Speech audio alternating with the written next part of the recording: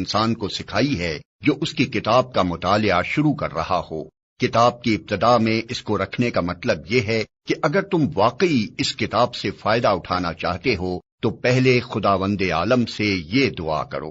انسان فطرتاً دعا اسی چیز کی کیا کرتا ہے جس کی طلب اور خواہش اس کے دل میں ہوتی ہے، اور اسی صورت میں کرتا ہے جبکہ اسے یہ احساس ہو کہ اس کی مطلوب چیز اس ہستی کے اختیار میں ہے جس سے وہ دعا کر رہا ہے۔ پس قرآن کی ابتدا میں اس دعا کی تعلیم دے کر گویا انسان کو یہ تلقین کی گئی ہے کہ وہ اس کتاب کو راہ راست کی جستجو کے لیے پڑھے، طالب حق کسی ذہنیت لے کر پڑھے اور یہ جان لے کہ علم کا سرچشمہ خداوند عالم ہے، اس لیے اسی سے رہنمائی کی درخواست کر کے پڑھنے کا آغاز کرے۔